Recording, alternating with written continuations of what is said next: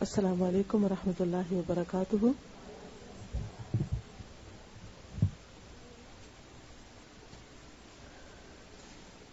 نحمده ونصلي على رسوله الكريم، اما بعد فاعوذ باللہ من الشیطان الرجیم، بسم اللہ الرحمن الرحیم۔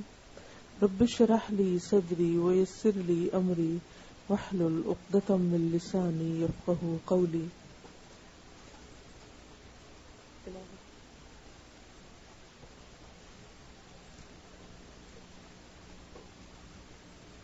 اللہ صلی اللہ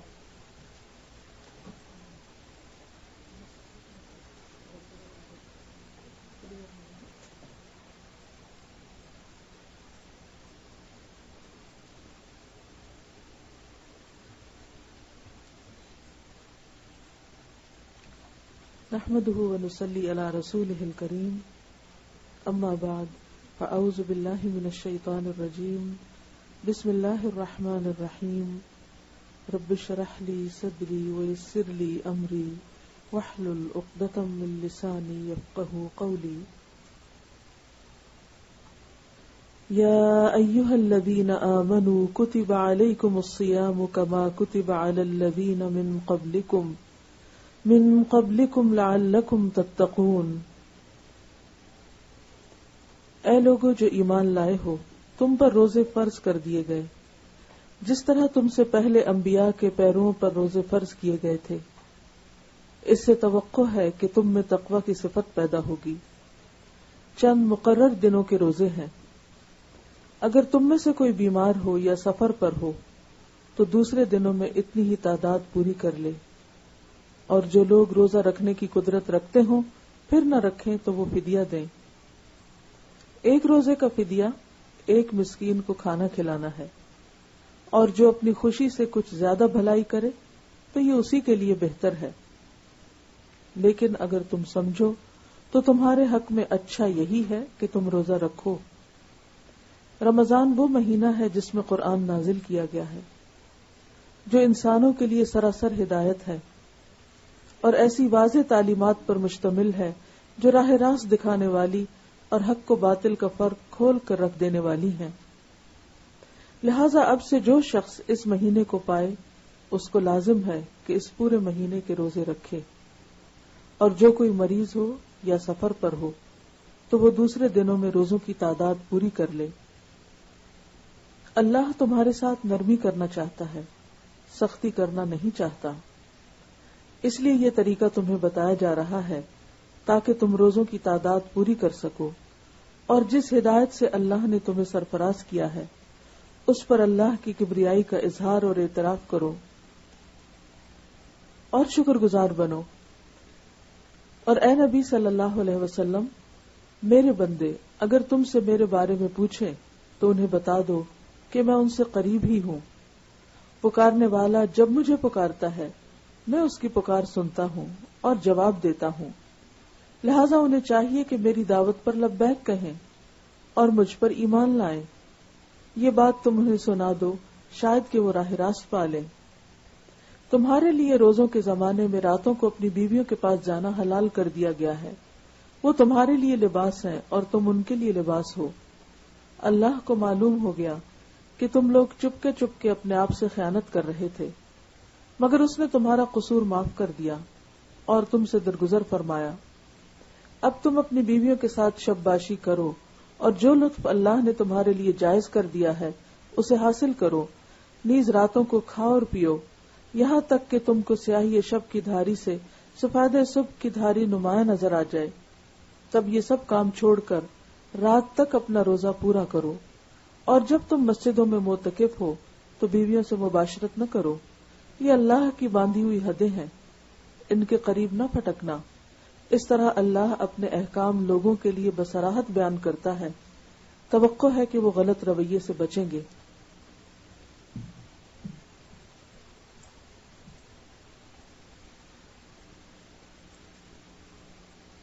الحمدللہ، اللہ کا بہت احسان ہے کہ اس نے پھر ہمیں رمضان کے قریب لا پہنچایا ہے۔ ہمیں پھر ایک بار مہلت ملی ہے اللہ کا قرب حاصل کرنے کی، تقوی کی کیفیات سے دوچار ہونے کی، اللہ کو راضی کرنے کی، اپنے گناہوں کی معافی مانگنے کی۔ اب یہ ہم پر ہے کہ ہم اس موقع سے کس طرح فائدہ اٹھاتے ہیں، اس وقت کو کیسے استعمال کرتے ہیں۔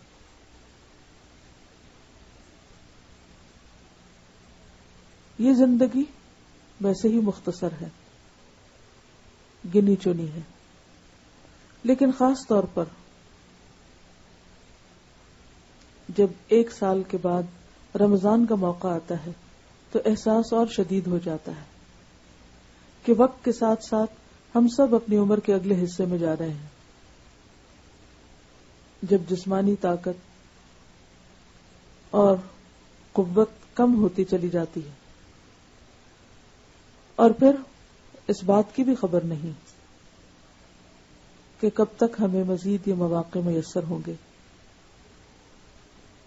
لہذا جیسے زندگی کا ہر دن ہمیں آخری دن سمجھ کر گزارنا چاہیے، اسی طرح اس رمضان کو بھی آخری رمضان سمجھ کر گزاریں۔ اگر اللہ سبحانہ وتعالی اگلے سال پھر موقع دے دے تو یہ سراسر اس کی عنایت اور رحمت ہوگی، ہمارا حق نہیں۔ جس طرح صرف اس کی رحمت اور اس کی عنایت کی وجہ سے ہمیں رمضان نصیب ہو رہا ہے، اسی طرح صرف اس کی رحمت ہمیں مزید مواقع دے سکتی، لیکن اس موقع کو غنیمت سمجھیے اور ایک ایک دن کو بھرپور طریقے سے استعمال کیجیے کہ کوئی بھی لمحہ ضائع نہ ہونے پائے۔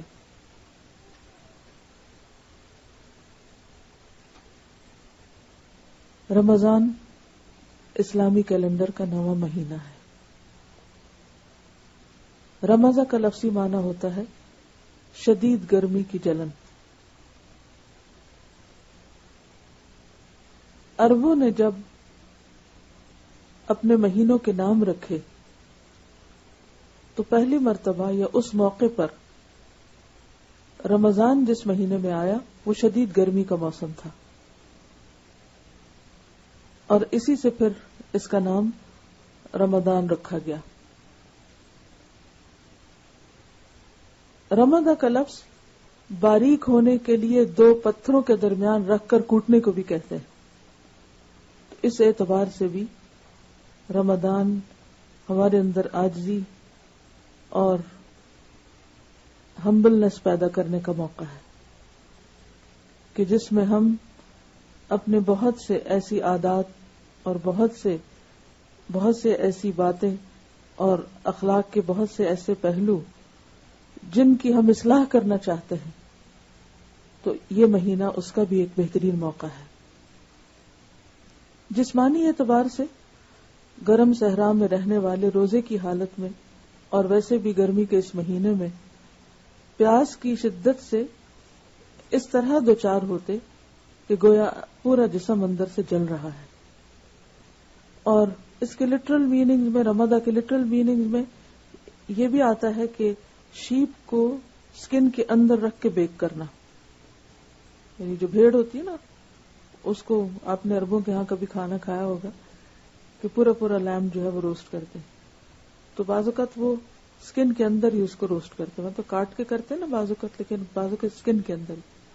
تو سکن کے اندر جب شیپ کو روسٹ کیا جاتا ہے اور وہ اندر سے گل جاتی ہے تو اس کے لیے بھی لفظ رمضان آتا ہے۔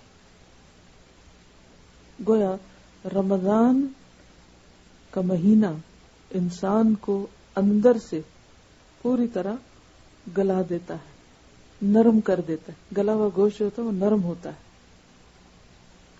جسمانی طور پر بھی شدید گرمی کی کیفیت اندر محسوس ہوتی۔ کینیڈا جیسے ٹھنڈے ملک میں رہنے والے شاید اس کا اندازہ نہ کر سکے، بہرحال اس دفعہ تو سپٹمبر کا مہینہ 9واں مہینہ ہے اور رمضان بھی 9th منتھ ہے، اور موسم پہلے کی نسبت کچھ گرم ہی ہے، تو تھوڑا بہت اس سے اس کو ایکسپیرینس کریں گے. لیکن جس طرح جسمانی طور پر انسان اندر سے گل جاتا ہے یا گرم ہو جاتا ہے یا بیک ہو جاتا ہے یا روسٹ ہو جاتا ہے، اسی طرح صرف جسمانی طور پر نہیں، روحانی طور پر اور باطنی طور پر ہم سب کو اندر سے نرم ہونے کی ضرورت ہوتی ہے. اور یہ نرمی تقوی کے ذریعے آتی ہے، حقیقی تقوی، مصنوعی تقوی نہیں کہ جس کا تعلق صرف اوپر کے لبادے سے ہو، کہ اوپر ہم نے ایک خاص قسم کی کیفیت طاری کر لی اور ہم متقی پرہیزگار نظر آنے لگے. تقوی کسی مخصوص لباس کا نام نہیں یا کسی مخصوص آؤٹ لک کا نام نہیں. تقوی نبی صلی اللہ علیہ وسلم کے فرمان کے مطابق ہا ہونا، دل کی طرف اشارہ کر کے آپ نے فرمایا کہ دل کے اندر کی کیفیت کا نام ہے. تو جب تک دل کے اندر وہ عاجزی پیدا نہیں ہوتی اس وقت تک رمضان کا مقصد پورا نہیں ہوتا. اسی طرح رمضان گناہوں کو جلانے، گناہوں کو مٹانے اور گناہوں سے چھٹکارا پانے کا مہینہ ہے. اور وہ کس طرح؟ گناہوں سے بچ کر. کیونکہ جو آیات آپ نے سنی اس میں سے پہلی آیت کیا کہتی ہے؟ لعلکم تتقون، تاکہ تمہارے اندر تقوی پیدا ہو، تمہارے اندر کی صفائی ہو، تمہارے اندر عاجزی پیدا ہو، تمہارے اندر اللہ کے قرب کا احساس پیدا ہو. پھر آپ دیکھیے کہ اسلامی کیلنڈر میں ہر مہینہ سال کے مختلف موسموں میں آتا ہے. یعنی شمسی کیلنڈر کے اعتبار سے ہجری کیلنڈر جو ہے وہ ہر سال 10 دن کم ہو جاتا ہے، جس کی وجہ سے یعنی ہجری کیلنڈر کم ہو جاتا ہے شمسی کے مقابلے میں، جس کی وجہ سے عبادات کے جو مہینے ہیں وہ ہمیشہ ایک موسم میں نہیں آتے بلکہ ان کا موسم تبدیل ہوتا رہتا ہے. جو شخص 34 سال مسلسل روزے رکھے وہ ایک دفعہ یہ پورا سائیکل مکمل کر لیتا ہے کہ سال کے ہر دن میں یا ہر موسم میں وہ ایک طرح سے روزہ رکھ لیتا ہے. مثلا اگر کسی پر روزے سپٹمبر میں فرض ہوئے تو آئندہ 34 سال بعد وہ پھر سپٹمبر میں روزے رکھے گا، اور اس طرح 34 سالوں میں گویا اس نے شمسی کیلنڈر کے سارے مہینوں میں روزے رکھ لیے. اور یہ خوبصورتی ہے اسلامی کیلنڈر کی. اگر شمسی کیلنڈر استعمال ہوتا اور مثلا رمضان جو ہے وہ یا روزے رکھنے کی فرضیت جنوری کے مہینے میں ہوتی تو ہم کیا کرتے؟ ہمیشہ سردیوں میں ہی روزے آتے. ٹھیک ہے، سردیوں میں روزے آنے سے ہمیں ایک سہولت تو ضرور ہو جاتی ہے کہ جلدی وقت گزر جاتا ہے، لیکن جو خوبصورتی اور جو مزہ اس تبدیلی میں ہے کہ انسان جس طرح سال کے باقی حصوں میں باقی موسموں کو انجوائے کرتا ہے اور مختلف تبدیلیوں کے ساتھ اس کے اندر کام کرنے کا بھی مختلف طریقے پر مختلف کام کرنے کا جذبہ پیدا ہوتا ہے، اسی طرح ہر رمضان اپنے اندر تبدیلی کی وجہ سے یعنی موسمی تبدیلی کی وجہ سے اپنے اندر ایک الگ خوبصورتی رکھتا ہے، اس کا ایک الگ احساس ہوتا ہے، اس سے انسان کے جذبات مختلف طرح کے ہوتے ہیں. اس لیے جس بھی موسم میں روزہ ہو اس موسم کو اللہ کی طرف سے آئے ہوئے ایک حکم اور اس حکم کی حکمت کے ساتھ خوشی سے اس کا استقبال کریں. ڈرنا نہیں شروع کریں، کیونکہ عام طور پہ ہم ڈرنے لگتے ہیں اس دفعہ تو بہت لمبا روزہ ہوگا اور اس وقت تو بہت گرمی ہوگی اور پتہ نہیں پیاس کے مارے کیا حال ہوگا، اور اب تو ہم بہت سی بیماریوں کا شکار ہو گئے ہیں، تو کیا خیال ہے ہم پر کوئی رخصت تو نہیں ہم کسی رخصت کے اہل نہیں ہو سکتے کہ کسی طرح ہمیں چھٹی مل سکے. نہیں، اس کی بجائے آپ یہ سمجھیں کہ جس رب نے ہم پر یہ روزے فرض کیے ہیں، کیونکہ اس آیت کے شروع میں آتا ہے نا، یا ایھا الذین آمنوا کتب علیکم الصیام کما کتب علی الذین من قبلکم تو یہ جو روزے فرض کیے گئے ہیں اور پھر رمضان میں فرض کیے گئے، کیونکہ شہر رمضان الذی انزل فیہ القرآن، تو رمضان کے مہینے میں جو فرضیت ہوئی تو اس کے پیچھے ایک خاص حکمت ہے. اس رب کو معلوم تھا کہ ہمارے اندر اتنی وسعت، اتنی طاقت اور اتنی ہمت ہے کہ ہم اللہ کی طرف سے آئے ہوئے اس فریضے کو نبھا سکتے ہیں. لہذا خوشی کے ساتھ اس کو نبھائیے، خوشی کے ساتھ اس کو ویلکم کیجیے، خوشی کے ساتھ اس کا استقبال کرتے ہوئے اس کے لیے بھرپور تیاری کیجیے.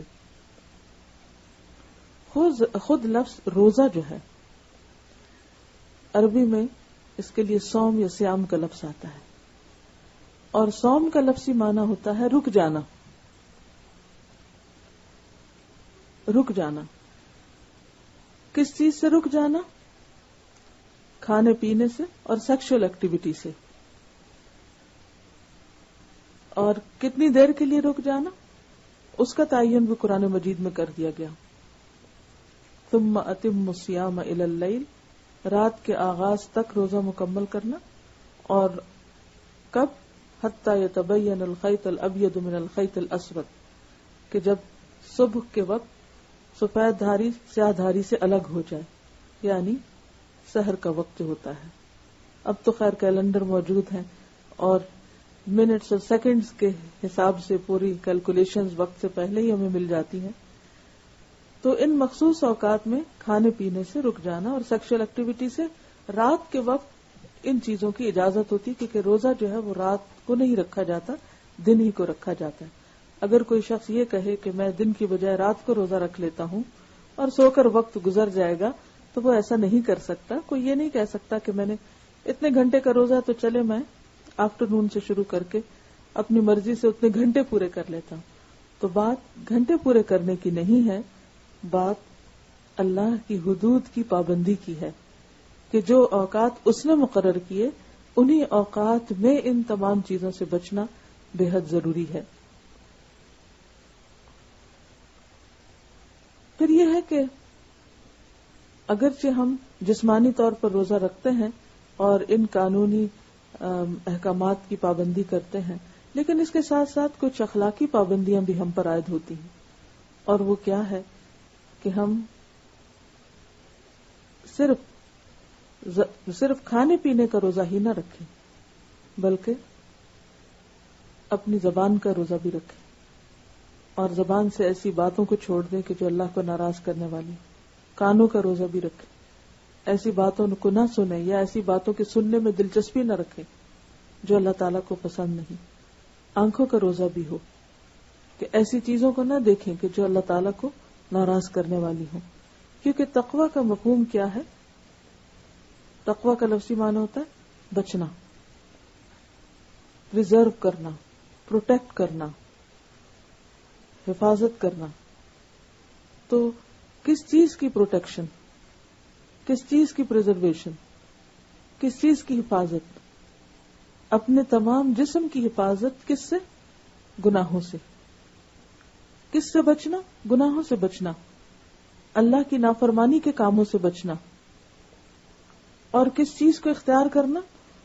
یعنی مختلف چیزوں سے بچنے کے بعد، مختلف چیزوں کو چھوڑنے کے بعد پھر کچھ اور کاموں کو اختیار کرنا. اور پھر آپ دیکھیے کہ صرف بچنے کا ہی مفہوم نہیں ہوتا اس میں، بلکہ تقوی جو ہے وہ انسانی شعور کی اعلیٰ ترین کیفیت کا نام ہوتا ہے. تقوی انسان کو الرٹ رکھتا ہے، تقوی انسان کو باشعور بناتا ہے. جس طرح روزے کی حالت میں ہم کھانے پینے سے پرہیز کرتے ہیں، اسی طرح گناہوں سے بھی پرہیز کرتے ہیں. اور جب ہم گناہوں سے پرہیز کرتے ہیں تو پھر شیطان کو ہم پر حملہ آور ہونے کا موقع کم ملتا ہے. اور خصوصاً رمضان میں تو شیطان باندھ دیے جاتے ہیں، جو سرکش جن ہے وہ کنٹرول کر لیے جاتے ہیں. تو انسان شیطان کے وسوسوں سے محفوظ ہوتا ہے، اور اس طرح وہ جو ایول ٹمپٹیشنز ہوتی ہیں وہ بھی کنٹرول ہونے لگتی ہیں. لیکن ان سب میں نیت اور ارادے کا بہت بڑا دخل ہے، شعوری کوشش کی ضرورت ہے. ورنہ انسان جن چیزوں کو سال بھر عادی ہوتا ہے انہی چیزوں کو اسی طرح لیے چلا جاتا ہے. تو رمضان جو اللہ تعالیٰ کے قرب حاصل کرنے، گناہوں سے بچنے کا مہینہ ہے. صرف بچنا ہی نہیں بلکہ نیکیوں کو اختیار کرنے کا مہینہ بھی ہے. زیادہ سے زیادہ نیکیاں کرنے کا وقت بھی ہے. زیادہ سے زیادہ نیکیوں میں سب سے بڑی نیکی تو بذات خود روزہ رکھنا ہے. کیونکہ اگر کوئی شخص رمضان کے مہینے میں قرآن بھی پڑھ رہا ہے، صدقہ خیرات بھی کر رہا ہے، لوگوں کے روزے بھی کھلوا رہا ہے، عمرہ بھی کر رہا ہے، لیکن روزہ نہیں رکھ رہا کہ یہ میرے لیے بڑا مشکل ہے، میں سب کچھ کر سکتا ہوں، اپنے کھانے پینے پہ کنٹرول نہیں کر سکتا یا اپنی نفسانی خواہشات پہ کنٹرول نہیں کر سکتا، تو اس کی باقی ساری عبادات اس فائدے کی نہیں رہتی. نفلی عبادت فرض کا درجہ نہیں لے سکتی یا فرض کو کمپنسیٹ نہیں کر سکتی.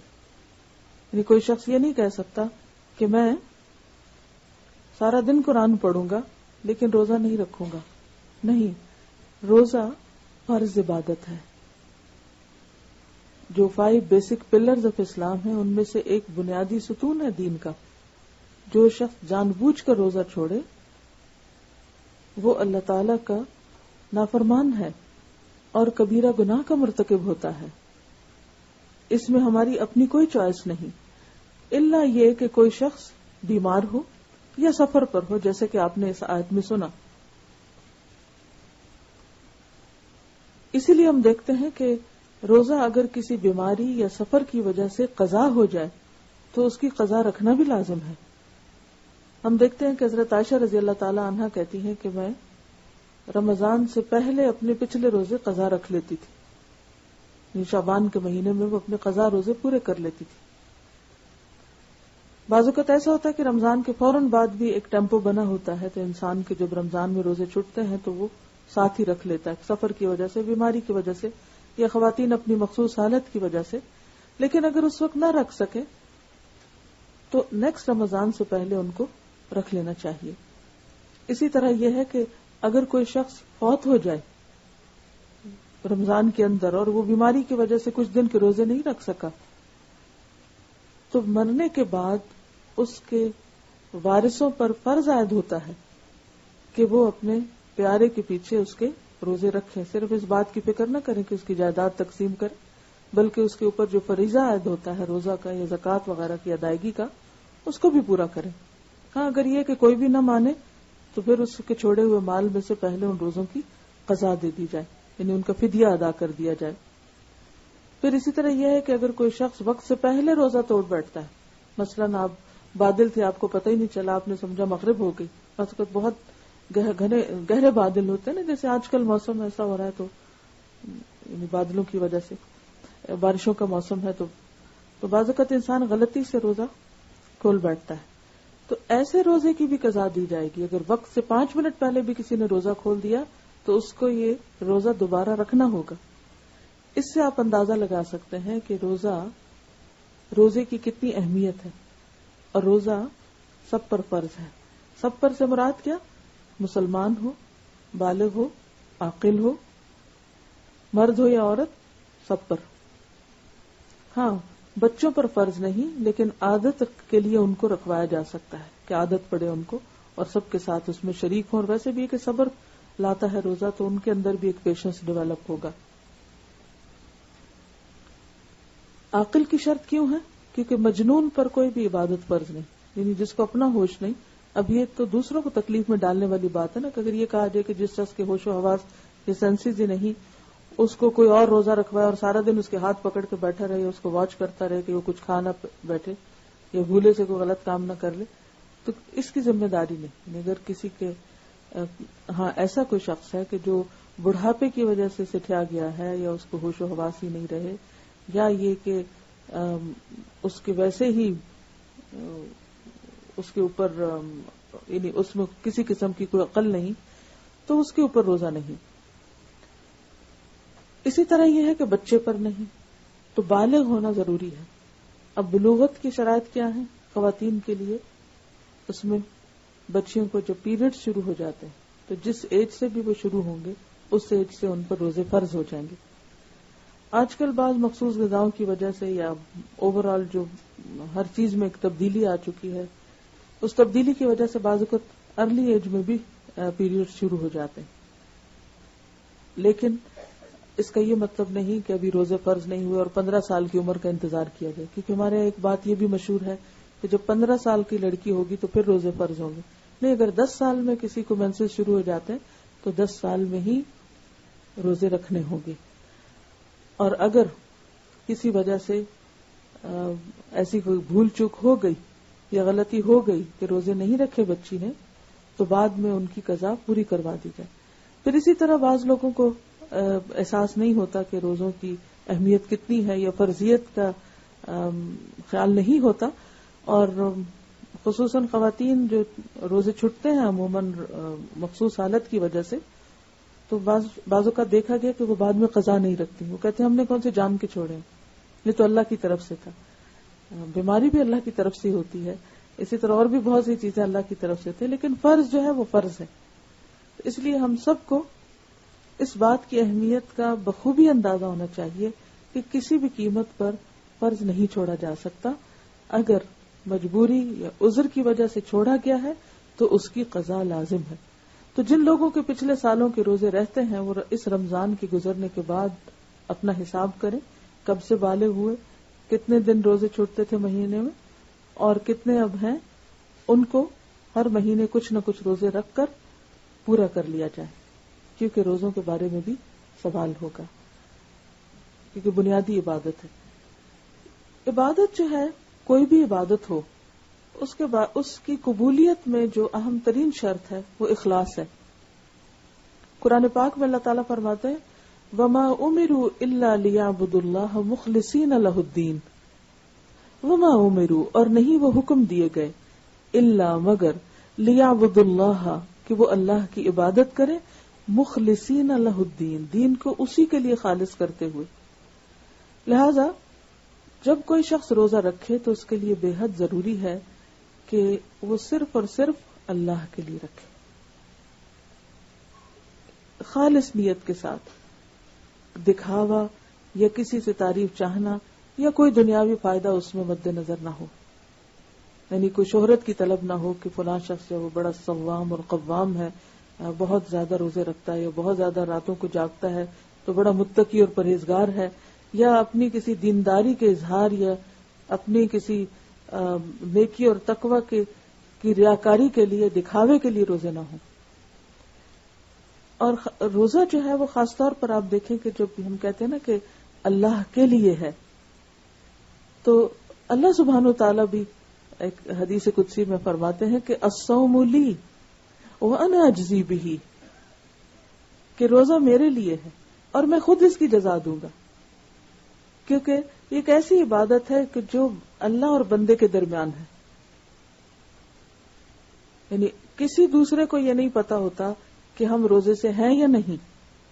ایون رمضان میں بھی کوئی شخص یہ نہیں کہہ سکتا کہ سب کا روزہ ہے. ہو سکتا ہے کہ وہ ظاہر روزہ ہو اور اندر سے نہ ہو. تو الصوم لی وانا اجزی بہ، روزہ میرے لیے ہے اور میں خود اس کی جزا دوں گا. اگرچہ ہر چیز کی جزا اللہ ہی دے گا، لیکن مطلب اس کا یہ ہے کہ باقی نیکیوں کی جزا بتا دی گئی کہ ایک کے بدلے میں 10، من جاء بالحسنۃ فلہ 10 امثالھا، جو ایک نیکی لایا اس کے بدلے اس کے لیے 10 نیکیاں ہیں. یا یہ کہ بعض کے بدلے میں 70 اور بعض کے بدلے میں 100 اور 700 تک کی بات بھی کی گئی. مثلا جو لوگ اللہ کے راستے میں اپنا مال خرچ کرتے ہیں ان کو 700 تک کی بشارت دی گئی. لیکن روزے کی کتنی جزا ہے، کتنے گنا اس کا ثواب ملے گا، کیا اس کو حاصل ہوگا قیامت کے دن؟ یہ قیامت کے دن ہی کھلے گا. اور پھر آپ دیکھیے کہ ہر روزے میں بھی فرق ہے. یعنی یہ نہیں کہ ہم نے ایک دفعہ اخلاص سے شروع میں نیت کر لی کہ ہم اللہ کے لیے خالص کریں گے اور پھر ہم خالص ہی رہیں گے. کسی وقت بھی خلل آ سکتا ہے نیت میں، کسی وقت بھی کوالٹی گھٹ سکتی ہے، گر سکتی ہے. لہذا بے حد ضروری ہے کہ ہم ہر روز شعوری نیت کریں، پورے شعور کے ساتھ اس کو رکھیں کہ میرا روزہ میرے رب کے لیے، کسی اور کے لیے نہیں ہے. میں اگر بھوکا ہوں تو میرے رب کے لیے، میں پیاسا ہوں تو اپنے رب کے لیے، میں اپنی دیگر خواہشات کو کنٹرول کیے ہوں تو اپنے رب کے لیے، اور اس کی جزا مجھے اپنے رب ہی سے چاہیے. اور اس کے لیے پھر آپ دیکھیے کہ جب آپ کو جزا رب سے چاہیے نا، تو پھر آپ یہ نہیں بولیں گے ہائے گرمی لگ رہی ہے، ہائے بہت تھک گئے ہیں، ہائے پیاس لگ رہی ہے. بچوں والی حرکتیں نہیں ہوں گی. پھر کہ اگر آپ بچوں کو جیسے روزہ رکھواتے نا، تو بچے کیا کرتے ہیں، ہر تھوڑی دیر کے بعد آپ پیچھے اچھا کب کھلے گا، تو پھر اس صورت میں آپ کیا کریں گے؟ صبر. کیونکہ روزہ رمضان جو ہے وہ شہر الصبر بھی ہے، صبر کا مہینہ. اور صبر کون سا اچھا ہوتا ہے؟ صبر جمیل، خوبصورت صبر، اچھا صبر، کہ جس میں انسان کوشش کرے کہ وہ نہ صرف یہ کہ زبان بلکہ اپنے عمل، اپنے رویے اور معاملے سے بھی اپنے روزہ دار ہونے کی شکایت نہ کرے. اللہ نے فرض کیا نا، تو اگر ہم بندوں سے شکوہ کرتے ہیں، بندوں کے آگے اپنا رونا رو رہے ہیں، اس کا مطلب کیا ہے کہ جو اللہ نے ہم پر پابندی لگائی اس کی شکایت بندوں سے ہو رہی ہے کہ اس دفعہ تو بہت ہی تھک گئے ہیں، بہت مشکل میں ہیں، یا مشکل ہو گئی. نہیں، کچھ بھی نہیں. اگر کوئی بھی پوچھے کہ روزے کیسے گزر رہے ہیں تو خوشی سے مسکرا کر کہے کہ الحمدللہ بہت اچھے گزر رہے ہیں.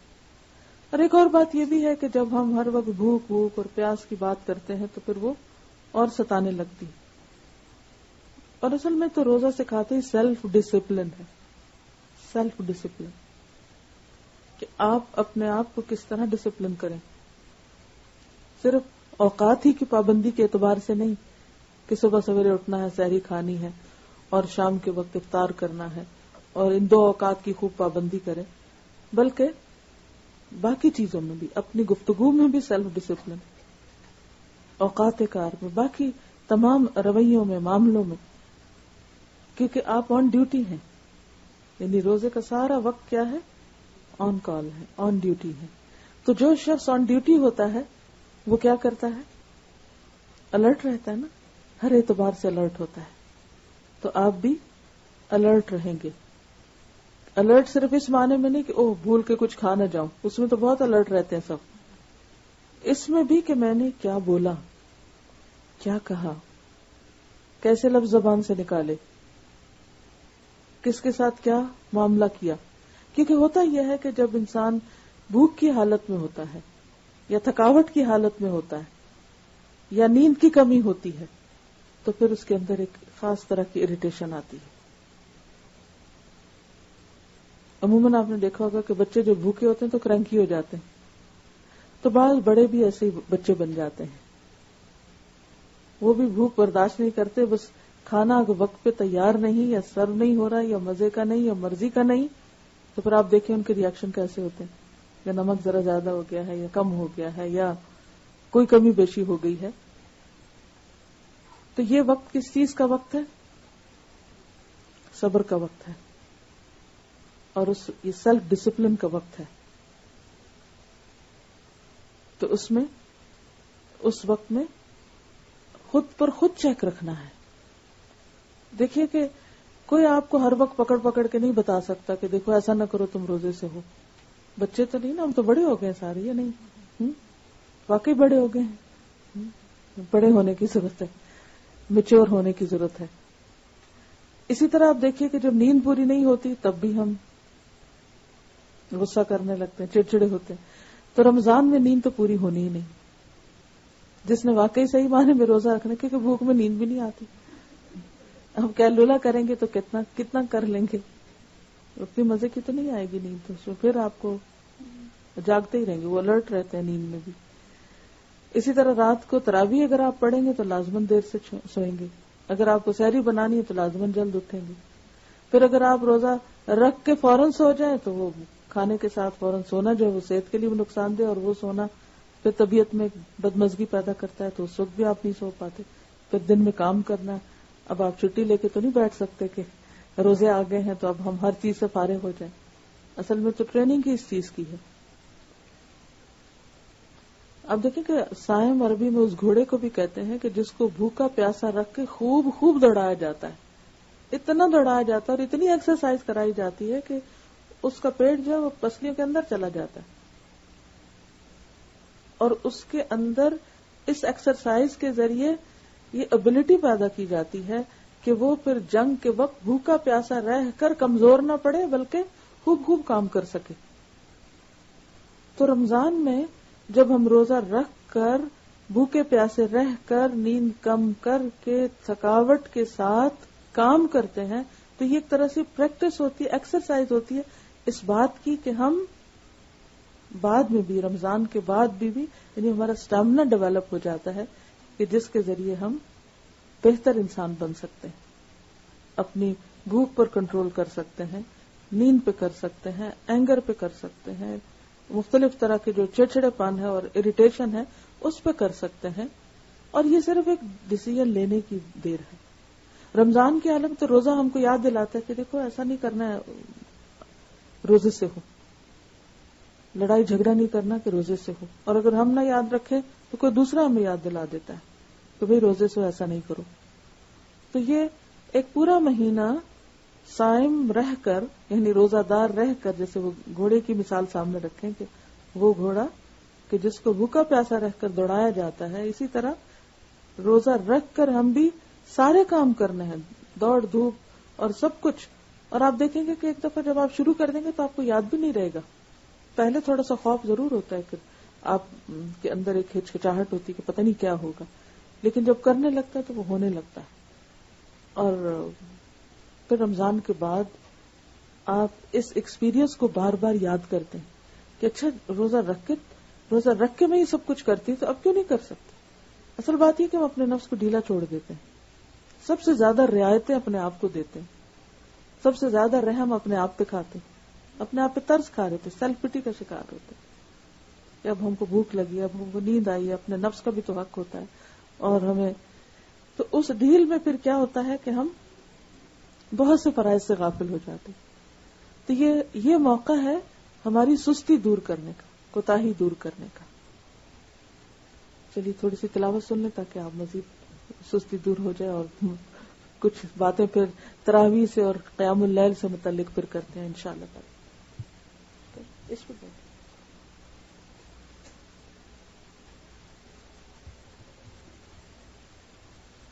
یہاں تک کر لینا.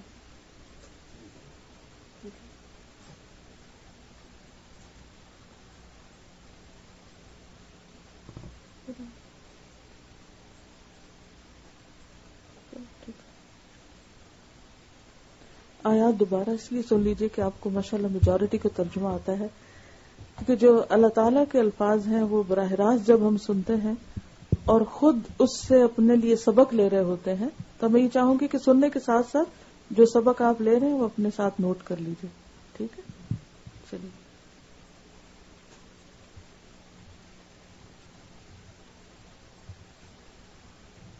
أعوذ بالله من الشيطان الرجيم. بسم الله الرحمن الرحيم. يا أيها الذين آمنوا كتب عليكم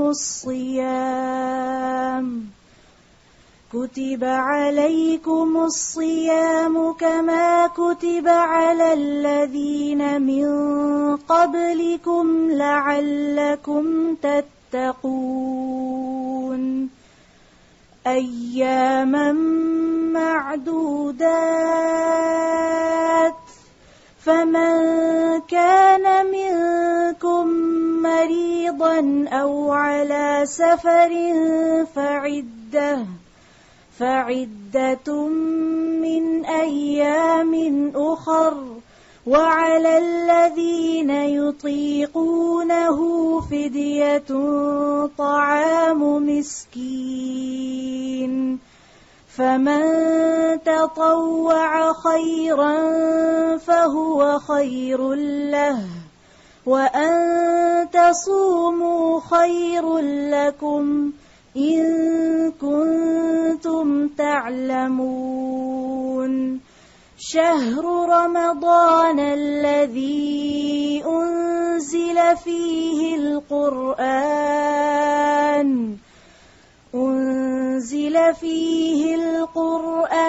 هدى للناس وبينات من الهدى والفرقان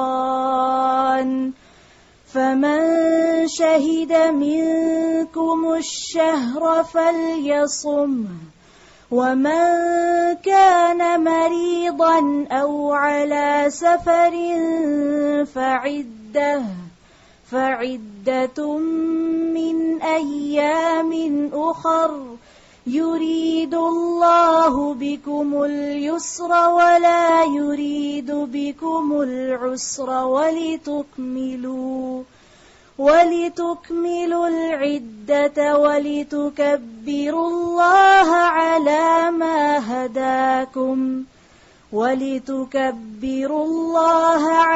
ما هداكم ولعلكم تشكرون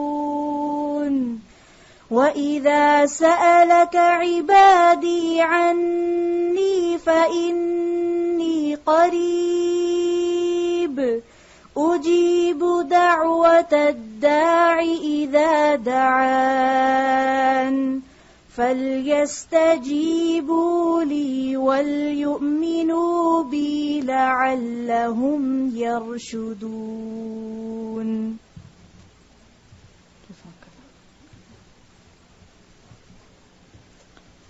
میں جب سن رہی تھی تو چند باتیں میں نے نوٹ کی، آپ بھی پھر ساتھ شیئر کیجئے. سب سے زیادہ مجھے جو سن کر احساس ہوا وہ روزے کی فرضیت کا ہے کہ پہلی آیت میں ہی فرمایا کہ کتب علیکم الصیام، روزے تم پر فرض کر دیے گئے، اور پھر یہ کہ صرف تم پر نہیں، تم سے پہلوں پر بھی فرض کیے گئے. اب پہلوں کی مثال کیوں دی گئی؟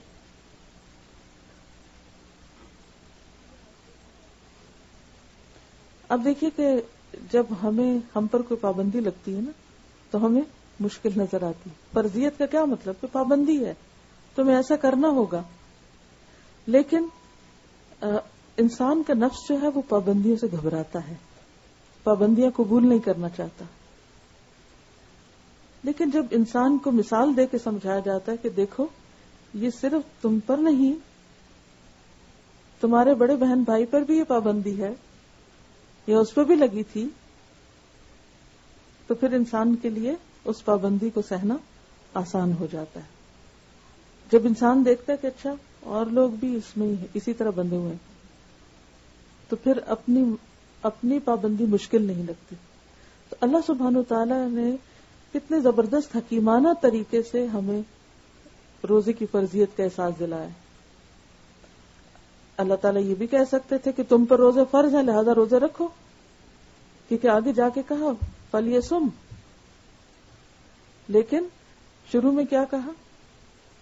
یعنی کتنا انسانی نفسیات کا خیال رکھا گیا اور کتنے حکمت کے ساتھ بات آگے بڑھائی گئی کہ دیکھو تم رکھو، مشکل نہیں، کوئی نئی بات نہیں، پہلے لوگ بھی رکھتے رہے ہیں، تم بھی رکھ سکو گے. اور ان روزوں کے رکھنے میں دراصل تمہارا ہی فائدہ ہے، اور وہ فائدہ کیا ہے کہ تمہارے اندر تقوی پیدا ہوگا. پھر آپ دیکھیے کہ ایک اور طریقے سے سمجھایا گیا کہ پابندی تو ہے لیکن چند دن کی ہے، تھوڑی سی ہے. یعنی ایک اور انداز سے پھر اس معاملے کو ہلکا کیا گیا. آپ جب کسی کو ڈسپلن کرتے ہیں یا کسی کو پابندی لگاتے ہیں یا کسی کو کسی خاص وقت کے لیے روک رکھتے ہیں تو آپ کہتے ہیں تھوڑی دیر کی تو بات ہے. جیسے آپ دیکھیں نا کہ ڈاکٹر جب آپ مثلاً آپ کو کوئی پٹی لگا رہے ہوں یا کوئی ٹریٹمنٹ کر رہے ہوں یا کوئی آپ کسی تکلیف دہ عمل سے گزر رہے ہوں، مثلاً آپ میں سے جو خواتین ماں بن چکی ہیں تو جو ڈلیوری کا وقت بالکل قریب آتا ہے تو ڈاکٹر کیا کہتے ہیں؟ تھوڑی دیر کی تو بات ہے، تو سبھی تو مشکل حل ہو جائے گی. تو اسی طرح اگر تمہیں روزے رکھنے انتہائی مشکل بھی لگ رہے ہیں، اس پابندی سے تم گھبرا بھی رہے ہو، تو تھوڑی دیر کی بات ہے، ایام معدودات، چند دن گنتے گنتے 10 10 گزر گئے، پتہ بھی نہیں چلے گا، اس لیے مت گھبراؤ۔ پھر آپ دیکھیے کہ فرضیت ہی کی بات کے رکھنے ضروری ہیں، اگر نہیں رکھ سکو اس حال میں کہ تم مثلا انتہائی بوڑھا انسان ہے کہ جو کبھی دوبارہ اس کی ہمت ہی نہیں ہوگی، ایسا بیمار کہ جسے کبھی صحت کی امید ہی نہیں، تو اس کے لیے بھی کیا ہے تو پھر اس کا فدیہ دو۔ فدیہ کیوں؟ تاکہ تمہیں یہ احساس ہو کہ یہ تمہاری ڈیوٹی تھی جو تم نے پوری نہیں کی، تو اس کو فدیہ کے ذریعے کمپنسیٹ کرو، اسے کمپنسیٹ کرو۔ اور پھر اس کا بھی فدیہ کیا بتایا گیا؟ کھانا کھلانا، کیونکہ روزے میں سب سے بڑی چیز جسے ہم چھوڑتے ہیں وہ کھانا پینا ہے۔ کچھ بھی اور بتایا جا سکتا تھا، لیکن کیا کہا؟ جو کھانا خود کھاتے ہو وہ کسی اور کو کھلا دو۔ یہ نہیں کہا کہ خود نہ کھاؤ اور کسی اور کو کھلا دو، خود تو کھا ہی رہے ہو لیکن کسی اور کو کھلاؤ، کیونکہ خاص طور پر انسان کو بھوک کے تجربے سے گزارنا ہوتا ہے۔ تو پھر دوسرے کو کھانا کھلانا کیا ہے کہ لیسر درجے میں بھوک کا ایکسپیرینس، خود روزہ رکھنے میں بگر ایکسپیرینس ہے، بڑا ایکسپیرینس ہے بھوک کے مرحلے سے گزرنے کا۔ اور جب کسی کو کھانا کھلاتے ہیں تو کب کھلاتے ہیں؟ جب یہ احساس ہوتا ہے کہ دوسرا بھوکا ہے۔ اور یہاں کس کو کھانا کھلانے کے لیے کہا جا رہا ہے؟ مسکین کو، کہ وہ ضرورت مند ہے، اسے کھانا چاہیے، اسے کھانا کھلاؤ۔ تو مقصد پھر وہ پورا ہوتا ہے، خود بھوکے رہ کر بھی مقصد پورا ہوتا ہے اور بھوکے کو کھلا کر بھی پورا ہوتا ہے۔ اور پھر مزید انکریج کیا گیا، وَمَن تَطَوَّعَ خَيْرًا فَهُوَ خَيْرٌ لَهُ، خوشی سے نیکی کرے گا جو اسی کے لیے اچھی، یعنی خوشی سے روزے رکھے جائیں۔ اور پھر آگے کہا وَأَن تَصُومُوا خَيْرٌ لَكُمْ إِن كُنتُمْ تَعْلَمُونَ، اور یہ کہ تم روزے رکھو تمہارے لیے اچھا ہے اگر تم جانتے ہو، اگر تمہیں علم ہے۔ کس بات کا علم؟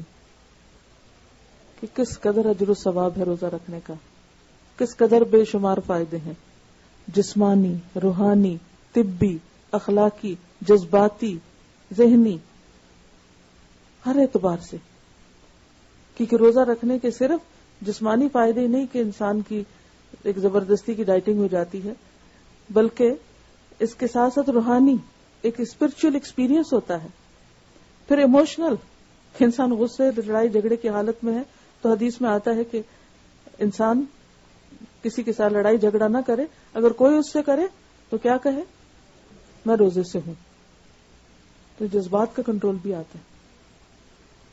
پھر ذہنی بیداری کی حالت، قلبی شعور کی حالت یعنی تقوی کی حالت، طبی فائدے، بہت سی بیماریوں سے نجات ملتی، اس میں بہت کچھ لکھا گیا، بہت سی ریسرچ پائی جاتی، بہت سے نان مسلم ڈاکٹر جو ہیں انہوں نے بھی اپنے مریضوں کے لیے علاج فاقہ تجویز کیا ہے۔ تو ہمارے ہاں روزہ فاقے کا نام نہیں ہے، فاقہ تو ہے لیکن فاقہ مطلوب نہیں، مطلوب کچھ اور ہے، اس سے آگے ہے، یہ تو ایک سیکنڈری یا اس کا بونس ہے، سیکنڈری فائدہ یہ ایک بونس ہے کہ تم اللہ کو راضی کرو، اجر کماؤ، تقوی حاصل کرو، کیونکہ یہ نہیں کہا گیا کہ تم پہ روزے فرض کیے گئے تاکہ تم بھوکے رہو یا تمہیں ایک تکلیف میں مبتلا کیا جائے یا تمہیں کوئی سزا دی جائے، بلکہ کیا ہے؟ فزیکل فائدہ نہیں بتایا، روحانی فائدہ بتایا، تقوی پیدا ہو، تم اندر سے ایک مضبوط انسان بن سکو۔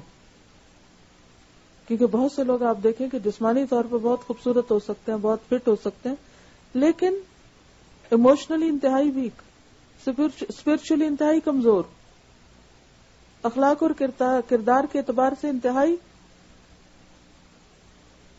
نازک، کہ ہاتھ لگاؤ تو ٹوٹتے ہیں، چھوٹی سی بات برداشت نہیں کر سکتے۔ کیوں؟ اس لیے کہ اندر کی اسٹرینتھ ہی کوئی نہیں۔ تو یہ اسٹرینتھ کہاں سے آتی ہے؟ یہ روزے سے آتی ہے۔ اگر آپ ویسے ڈائٹنگ کریں تو اس سے آپ دیکھیں کہ تقوی نہیں حاصل ہوتا، یہ ہوتا کیونکہ مقصود ہی نہیں تقویٰ، نیت اور ارادہ ہی نہیں کچھ وہ پانے کی. تو بھوکا رکھ کے تمہیں بھوکا رکھنا مقصود نہیں، تمہیں سزا دینا مقصود نہیں، تکلیف دینا مقصود نہیں، تمہارے اندر انسانیت کا اعلیٰ درجہ پیدا کرنا مقصود ہے، تمہیں انسانیت کے اعلیٰ درجے تک پہنچانا مقصود ہے، تمہارے درجات بلند کرنا مقصود ہے، تمہیں گناہوں سے پاک کرنا مقصود ہے، تمہارے بوجھ ہٹانا تم سے مقصود ہے تاکہ تم ایک بہتر انسان بن سکو. اب دیکھیے کہ انسان جو ہے یہ بون اور فلیش کا نام نہیں، گوشت ہڈی کا نام نہیں. انسان کو اللہ نے فوقیت دی اس کی عقل کی وجہ سے، اس کے شعور کی وجہ سے. تو تقویٰ کیا ہے؟ شعور کی اعلیٰ ترین کیفیت. تو روزہ کیا پیدا کرتا ہے؟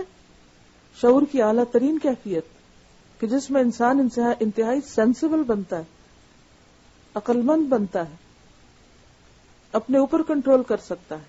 یعنی طاقتور ترین انسان کون ہے؟ کہ جو خود کو کنٹرول کر سکے، جو سیلف کنٹرول کر سکے، سیلف ڈسپلن جس کے اندر ہو. اور یہ ساری کیفیات روزے ہی سے پیدا ہوتی ہیں.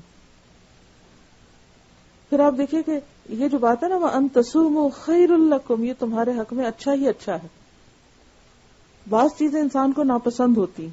اب بھوکا پیاسا رہنا کسی کو بھی پسند نہیں، چاہے وہ کوئی کسی بیماری کی وجہ سے رہ رہا ہو یا کوئی ڈائٹنگ کی وجہ سے یا کسی دنیاوی فائدے کے لیے. لیکن اللہ تعالیٰ کہتے ہیں کہ اسی میں تمہاری بھلائی ہے، کیونکہ تم کسی صرف دنیاوی وقتی مقصد کے لیے نہیں کر رہے، تم اللہ کی خاطر کر رہے ہو. تم بیچ میں خدا کو لے کر آئے ہو. تم چیٹ نہیں کرتے کسی. آپ نے دیکھو کہ بہت سے ڈائٹرز چیٹنگ کرتے ہیں، ڈائٹنگ کرتے ہوئے، اور وہ منع کرتے رہتے ہیں کہ دیکھیں اگر آپ چیٹنگ نہیں کریں گے تو آپ کو فائدہ ہوگا، لیکن کہیں نہ کہیں پھسل جاتے ہیں، کنٹرول نہیں کر پاتے. لیکن وہ کون سی قوت ہے کہ جو روزے کی حالت میں آپ کو اتنا پرفیکٹ کنٹرول سکھاتی ہے؟ صرف اللہ کی حاضر ناظر ہونے کا احساس ہے کہ جس میں آپ قطرے کی بھی چیٹنگ نہیں کرتے کہ قطرہ ہی پانی حلق سے نیچے لے جائیں. تو اس سے زیادہ تقویت کی بات اور کون سی ہوگی؟ پھر آپ دیکھیے کہ آگے شہر رمضان الذی انزل فیہ القرآن کے بعد پھر کہا ومن شہد منکم الشہر فلیصم. کتنی تاکید ہے. تم میں سے جو کوئی اس مہینے کو پائے اسے چاہیے کہ روزہ رکھے.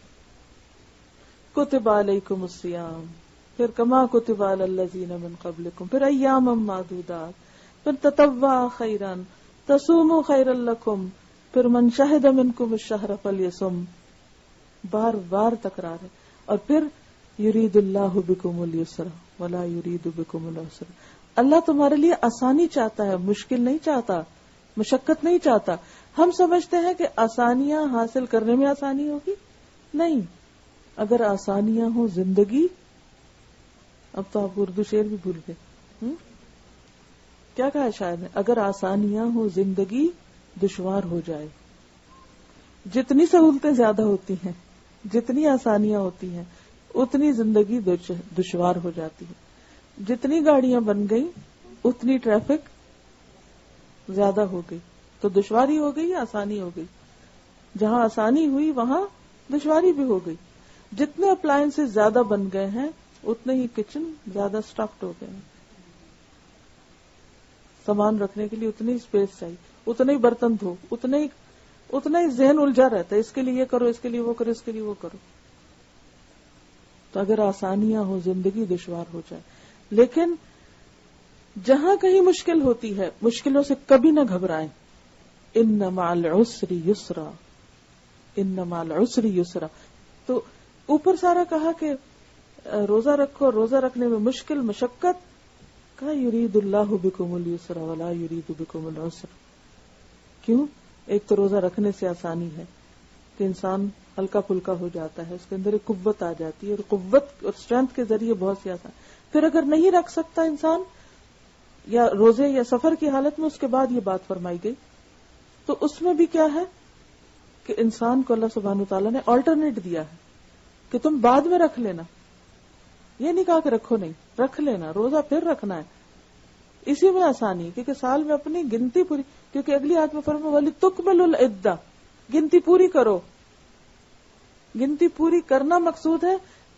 چاہے رمضان کے اندر پوری کرو، اور چاہے بیماری کی وجہ سے رمضان میں پوری نہیں کر سکے تو سال بھر میں پوری کرو. اور اس میں خاص حکمت ہے کہ پورے مہینے کے روزے رکھنے، کیونکہ پورے مہینے پورے سال کے اندر جسم کو جتنا وقفہ چاہیے فوڈ سے پرہیز کرنے کا یا مختلف ایکٹیویٹی سے جو ممنوع ہے سال میں، وہ ضروری ہے. اس سے انسان کی صحت، اخلاق، کردار، شخصیت، ہر چیز پر اثرات پڑتے ہیں. کوئی آپ میں سے اس سلسلے میں کچھ کہنا چاہے گا؟ جی آپ فرمائیے.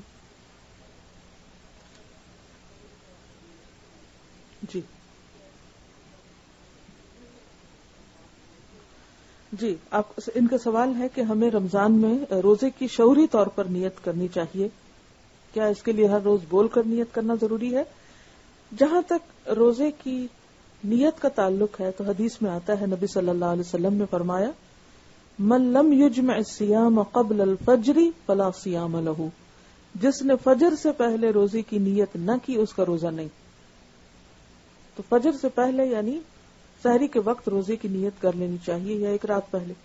لیکن یہ کہیں نہیں فرمایا کہ نیت بول کے کرنی چاہیے، کیونکہ نیت دل کے ارادے کا نام ہوتا ہے. اب اگر آپ سحری کے وقت اٹھے ہیں تو کیا کرنے اٹھے؟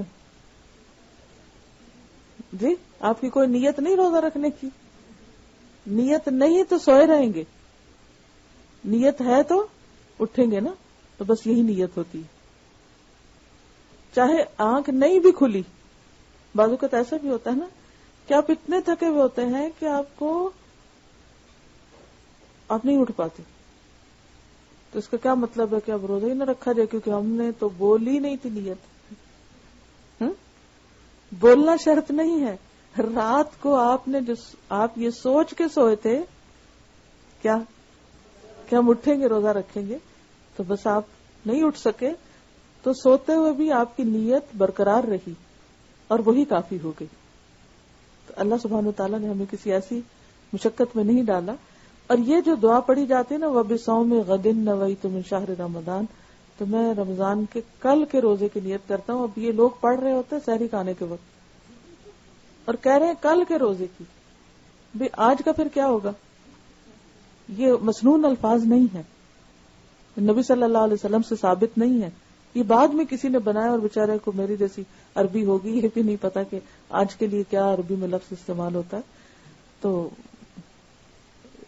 گرامیٹیکلی بھی جی آج کے کچھ بھی پڑھنے کی ضرورت نہیں. دل کا نیت کہتے ہیں دل کے ارادے کو.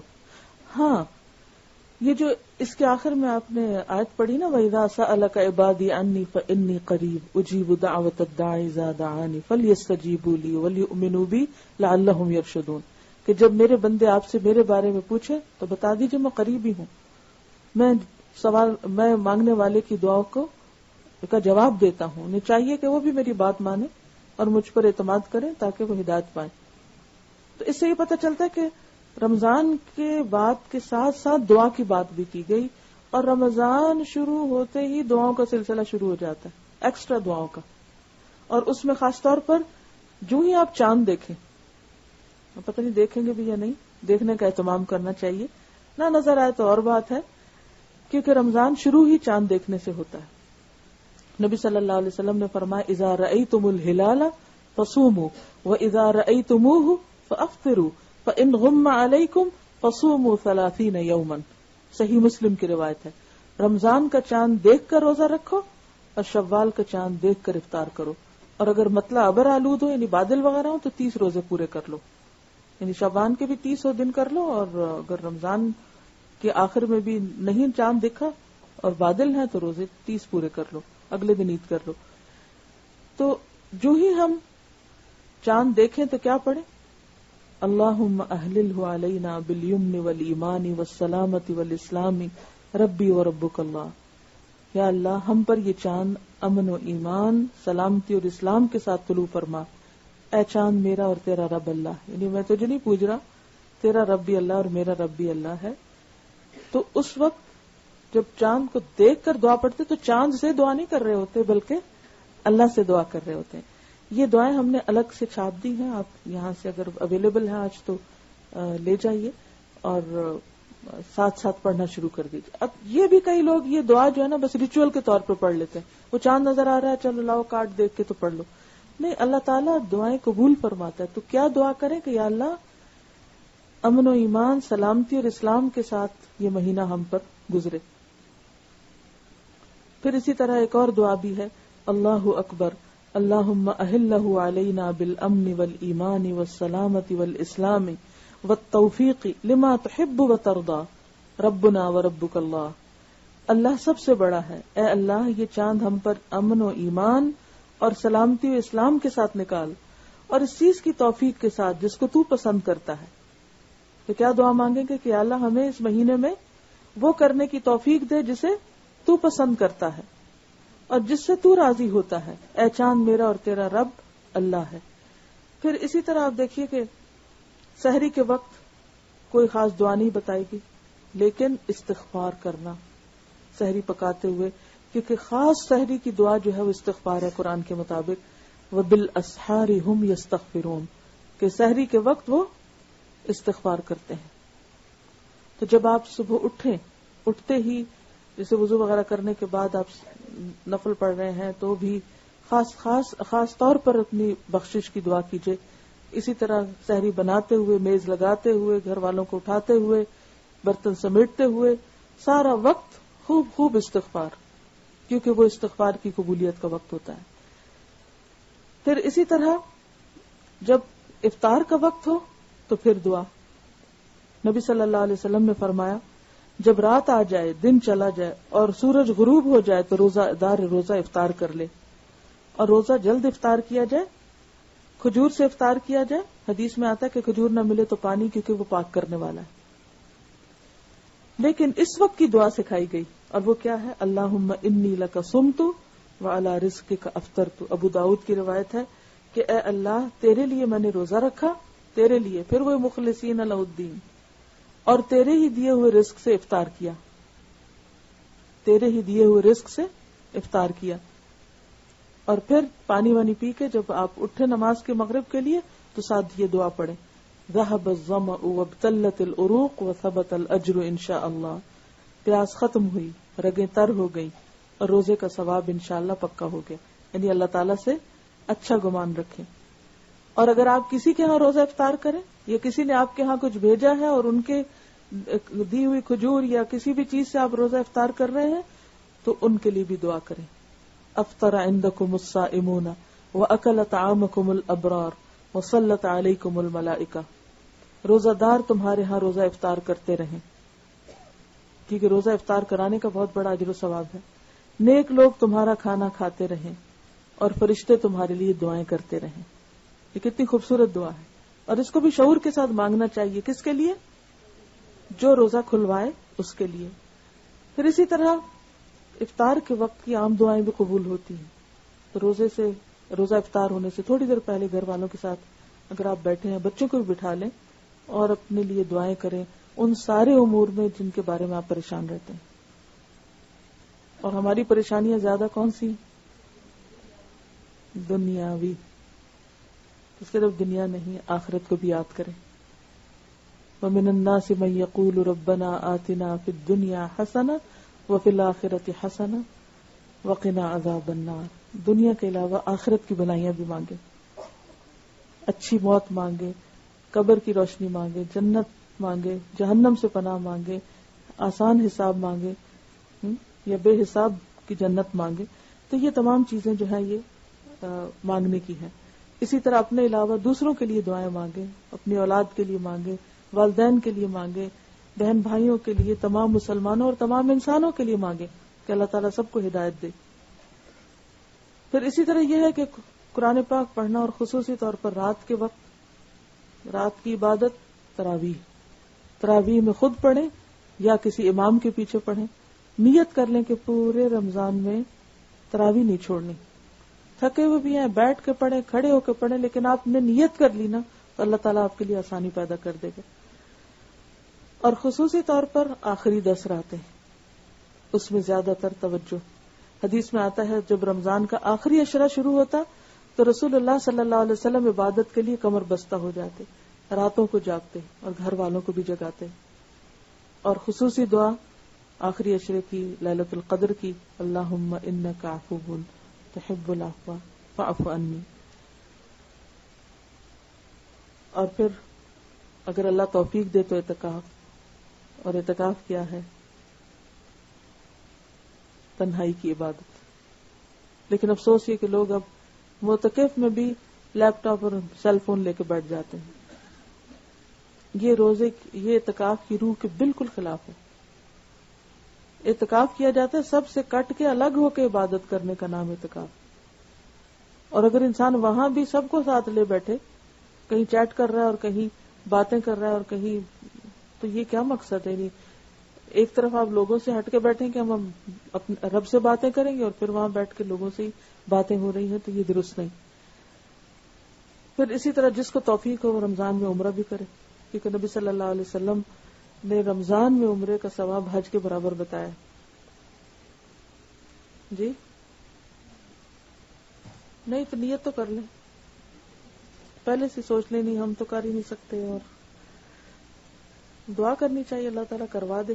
کیا مشکل ہے، اس کے بلانے سے ہی ہوتا ہے نا. جی تو یہ چند باتیں تھیں رمضان سے متعلق. اور خصوصی طور پر چونکہ رمضان قرآن کا مہینہ ہے، اس لیے کوشش کریں کہ رمضان میں قرآن خود بھی پڑھیں، تراویح میں بھی پڑھیں، اور اس کے علاوہ سمجھنے کا بھی موقع الحمدللہ جگہ جگہ پر اب یہاں بھی دورہ قرآن ہو رہے ہیں. جہاں آپ کے لیے جانے کی سہولت ہے وہاں تشریف لے جائیں. یہاں بھی انشاءاللہ مردوں کے لیے بھی ہے، عورتوں کے لیے بھی ہے، اور خصوصاً پہلی بار انگلش میں بھی ہو رہا ہے. تو آپ کی جو بچیاں یا ایسی خواتین جن کو اردو سمجھ نہیں آتی، روزانہ ایک پارے کا انگلش میں ترجمہ اور ہلکی پھلکی تفسیر ہوگی 2 سے 4 بجے تک. تو انشاءاللہ اس کے لیے آپ آ سکتے ہیں. اور باقی یہ ہے کہ رمضان میں جو فدیہ اور کفارہ اور خصوصاً صدقہ خیرات جو ہے، کیونکہ نبی صلی اللہ علیہ وسلم رمضان میں جب جبریل علیہ السلام سے ملتے تو تیز آندھی سے بھی زیادہ سخاوت میں تیز ہوتے، ہر ایک کو فیض پہنچاتے. تو آپ بھی سوچیں کہ ہر ایک کو فیض پہنچانا ہے، کچھ نہ کچھ، کسی نہ کسی طرح، جس سے بھی آپ کی جان پہچان ہے، اس میں چاہے آپ کھانا کھلائیں، چاہے آپ کھجور بانٹیں، چاہے آپ پانی پلائیں لوگوں کو، یا روزہ رکھوانے کا اہتمام کریں. اور صرف یہ نہیں کہ اپنے ہی جاننے والوں کو یا اپنے ہی دوست احباب کو یا بڑی بڑی پارٹیز پہ بہت کچھ لگا کے، اس میں آپ دیکھیے کہ ایسے لوگوں کو ضرور یاد رکھیں کہ جن کے پاس پیٹ بھر کے کھانا کھانے کو نہیں. تو ہم نے اس دفعہ پچھلے رمضان کی طرح پور فیملیز کے راشن کے لیے پروگرام بنایا ہے $1 a day. تو آپ ہر روز اگر $1 بھی اس مد میں خرچ کریں گے، صدقہ کریں گے، تو 30 days میں $30 کچھ مشکل نہیں. لیکن اس $30 میں ایک بڑے خاندان کی، خصوصاً غریب ملکوں میں ایک بڑے خاندان کی پورے مہینے کے کھانے پینے کا انتظام ہو سکتا ہے. تو اسی طرح یہ کہ فدیہ جو ہے، اگر کوئی روزہ نہیں رکھ پا رہا بیماری کی وجہ سے، تو اس کا ہم نے $5 کا رکھا ہے. کفارہ جو ہے، جیسے ہسبینڈ وائف کا اگر ریلیشن شپ ہوتا ہے تو اس کا آپ کو معلوم ہے کہ اس کا کفارہ ہے ایک گردن کو چھڑانا، غلام آزاد کرنا. یعنی کہ رمضان کی بے حرمتی ہے یہ، اور اس پر ایک طرح سے ہیوی فائن ہے.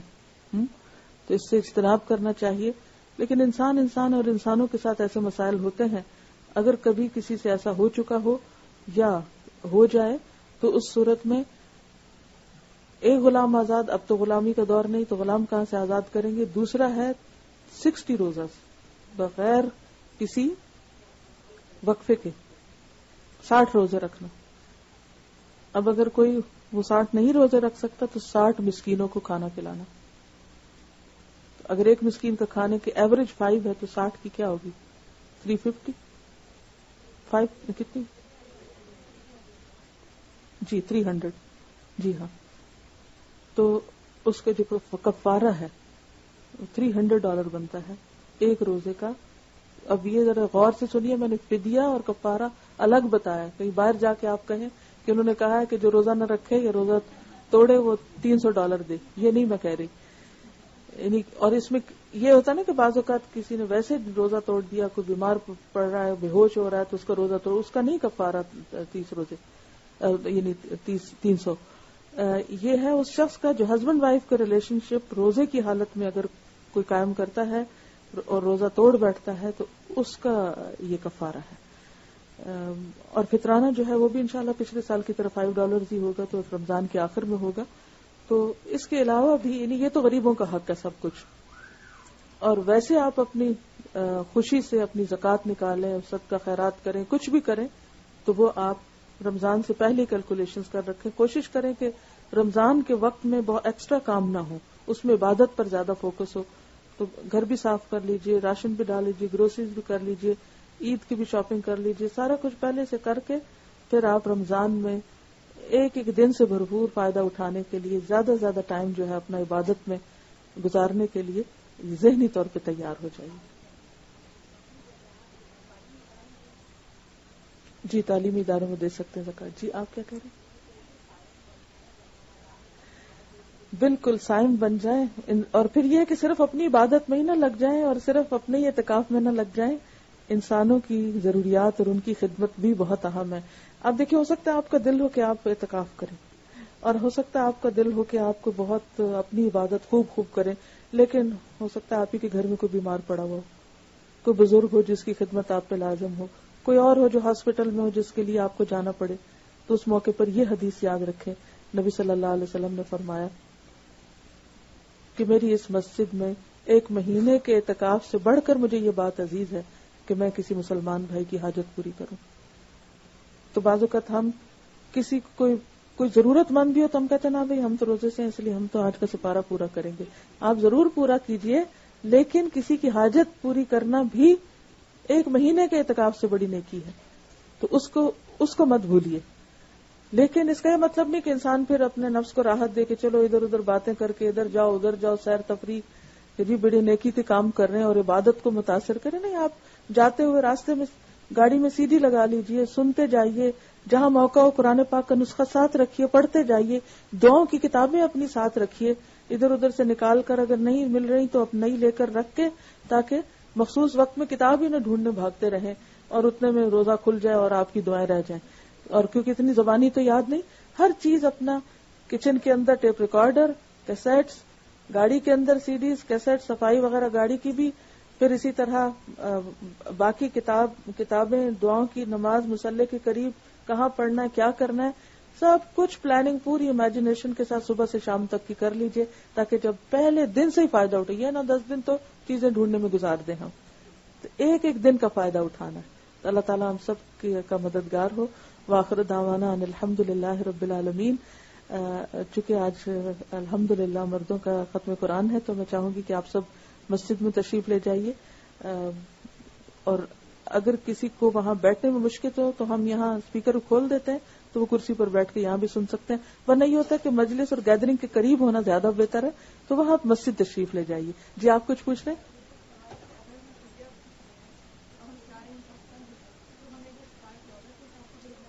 $5 کے حساب سے, کیونکہ ہم یہاں کا دے رہے ہیں, اپنا دے رہے ہیں نا. جی, اور الہدا نے یہ بھجوانے کا اہتمام کیا ہوا, اگر آپ لوگ یہاں جمع کرانا چاہیں تو, کیونکہ ہر شخص $30 بھیجے گا تو کتنا خرچہ آ جائے گا, جب ایک جگہ سے جائے گا تو آسانی ہوگی.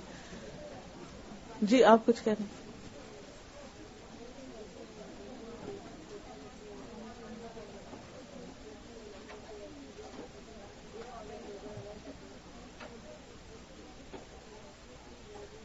کفارہ دے دے اس کا. جی ہاں بالکل بالکل. وعلیکم السلام.